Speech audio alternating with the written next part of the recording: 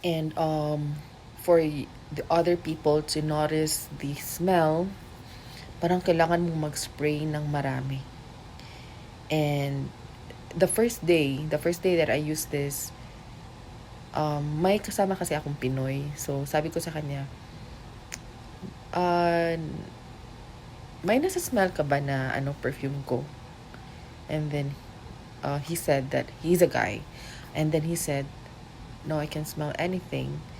So, sabi ko, ay, parang nadismaya ako kasi um, gusto ko kasi yung perfume na parang nanonotice talaga ng tao.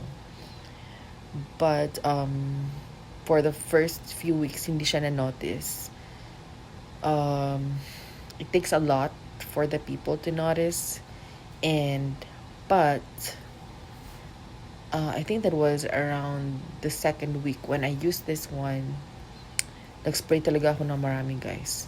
And when I went to work, that was the first time I heard somebody,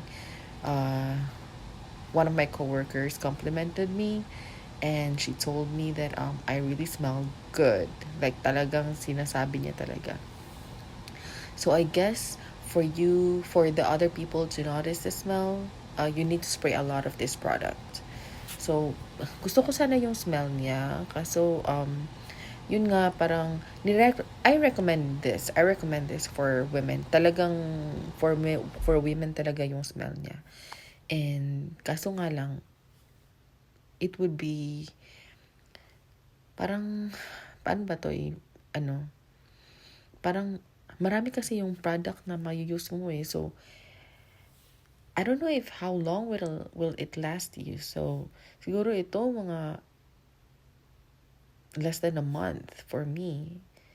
Because I would spray this a lot on myself just so other people can notice it. I'm sorry, but that's me.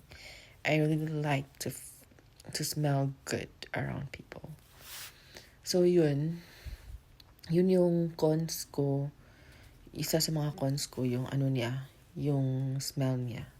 Hindi siya masyadong hindi siya masyadong maamoy sa with the people around you. And the second one is yung na-notice ko is madali lang siyang mawala. So parang I don't know, like 1 to 2 hours you can smell it anymore. So but if siguro kung lang parang siguro kung pang daily lang siguro yung parang lang pang bahay ganun, siguro pwede mo na tong gamitin. But for occasions, I wouldn't recommend, because especially for special occasions, you need to really smell good for a long time. Kasi hindi mo alam kung how many hours are you gonna stay in the party or in that special event, and you need to smell good for those within that time of event na yun, the whole event. You need to smell good. And ano pa ba yung na-notice ko?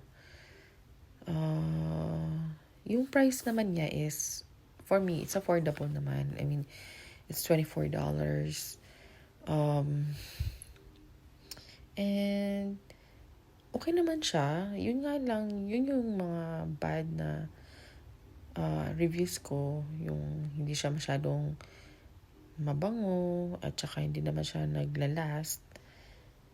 I mean, mabango siya, pero yun nga, hindi naaamoy ng iba. Yun lang. And, ano pa ba? One more thing. I wouldn't recommend this during summertime kasi medyo, hindi naman siya yung mainit. Kasi, alam mo yung may perfume na cool at saka may perfume na parang mainit siya sa body mo. So this one, hindi naman siya sobrang mainit for me. Pero I wouldn't recommend it during summertime. Siguro yung mga winter, autumn, this would do.